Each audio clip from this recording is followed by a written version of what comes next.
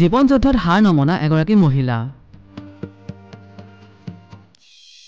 নাম পিংকি পাটোৱাৰী।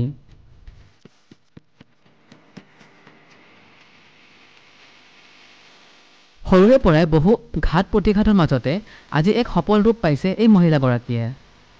এই মহিলাগৰাকীয়ে সৰুৰ পৰাই আলহী অতিথিক আপ্যায়ন কৰি ভাল পায়।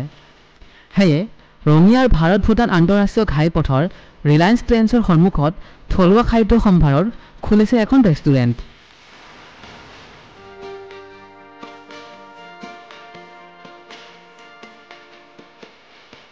এই ৰেষ্টুৰেণ্টখনত এসাঁজ ভাতৰ লগত পাব আপুনি বিভিন্ন ধৰণৰ থলুৱা ব্যঞ্জন।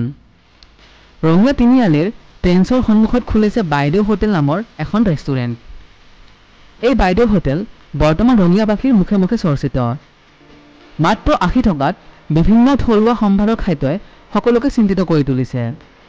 যি সময়ত ৰাইজৰ বজাৰত আকাশলম্বী মূল্য বৃদ্ধিয়ে জুৰুলা কৰিছে, তেনে সময়তে পিংকি পাটোৱাৰী নামৰ মহিলাগৰাকীয়ে এসাঁজ ভাতত গ্ৰাহকক বিভিন্ন ধৰণৰ ব্যঞ্জন যোগান ধৰি চৰ্চাৰ কেন্দ্ৰবিন্দু হৈ পৰিছে। সৰুৰে পৰাই আলহী অতিথিক আপ্যায়ন কৰি ভাল পোৱা পিংকি পাটোৱাৰীয়ে ৰঙিয়াবাসীৰ লগতে তামোলপুৰ, কুমাৰীকাটা, নাগ্ৰিজুলি আদি অঞ্চলৰ ৰাইজক কম মূল্যতে আপ্যায়ন কৰি আহিছে। ৰঙিয়াৰ পৰা মৃন্ময় ভট্টৰ প্ৰতিবেদন, প্ৰিমিয়াৰ নিউজ। নমস্কাৰ, মই পিংকি নাথ, মৰঞ্জনৰ নিবাসী। মোৰ এখন হোটেল খুলিছোঁ আপোনাৰ ভূটান ৰোড ট্ৰেণ্ডছৰ অপজিট চাইডত বাইদেউ হোটেল এণ্ড ৰেষ্টুৰেণ্ট। আপোনালোকে এবাৰ আহক। মোৰ থলুৱা খাদ্য, আমাৰ ধৰক ঘৰচীয়া যিখিনি হোম ষ্টাইলৰ খানা আৰু সেইখিনি মই আপোনালোকৰ মাজলৈ আনিছোঁ। যে আইতাতে বনোৱাই বহুত খানা আজিৰ যুগত আৰু বহুত বোৱাৰী, বহুত ছোৱালীয়ে নাজানে। আপোনালোকে মোৰ দোকানত আহক, এবাৰ খাই চাওকহি। যদি ভাল লাগে আনক কওঁ, যদি বেয়া লাগে মোকো কোৱা দি থৈ যাওক। বহুত মানে কষ্টৰ বুলিও ক'ব পাৰি, বহুত ঘাত প্ৰতিঘাতৰ মাজত আজি মই এইখিনি পাইছোঁহি। আপোনালোকে মোক ছাপোৰ্ট কৰক, এবাৰ আহক মোৰ দোকানত, এবাৰ ভালকৈ খাই যাওক।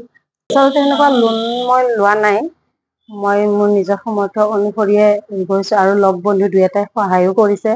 আৰু দোকানখন লোৱাত আমাৰ জমছেদ বুলি এজন মানুহ আছে আৰু তেওঁ বহুত সহায় সহযোগ কৰিছে। আৰু লগতে আপোনাৰ নৱজীৱন আয়ুৰ্বেদিকৰ ফালৰ পৰাও তেওঁ বহুতখিনি সহায় কৰিছে। সেনেকুৱাকে দুই এজন বন্ধু বান্ধৱৰ সহায়ত আজি মই এইখিনি পাইছোঁহি আৰু।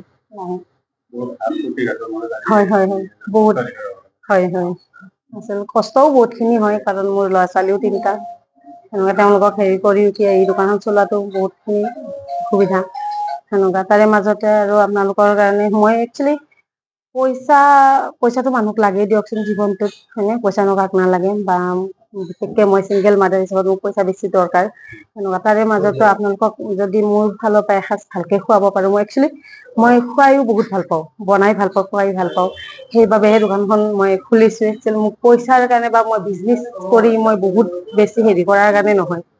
আপোনালোকক এই আমাৰ অসমীয়া ল'ৰা ছোৱালী বহুত টেঙা চিনিয়ে নাপায়, থৈকাৰা টেঙা চিনি নাপায়, খাৰ কি চব্জি চিনি নাপায়। মোৰ দোকানত আহক, পাব আপুনি কলমৌ শাক, কলপচলা বহুত ল'ৰা ছোৱালী চিনিয়ে নাপায় আজিৰ দিনত। হয় হয়, আমাৰ আপোনাৰ ধৰক কলপচলা আপোনাৰ থাকে, মাহৰ দালি দি মাংস ধৰক, আৰু আমাৰ দোকানত চব মাছ লোকেলে পাব, মাংস লোকেল, কণী লোকেল, সেনেকুৱা গোটেইখিনি মানে আমাৰ থলুৱা খাদ্য অসমীয়া যিখিনি মানে মই মোৰ মা বা আইতাৰ পৰা পাইছোঁ বা খাই লৈ ডাঙৰ হৈছোঁ, সেইখিনিয়ে আৰু। মই ক'তো প্ৰশিক্ষণ লোৱা নাই, মই ঘৰত যিখিনি পাইছোঁ সেইখিনি দিয়ে আজি মই সেইখিনি পাইছোঁ। আপোনালোকে আহক মোৰ দোকানত।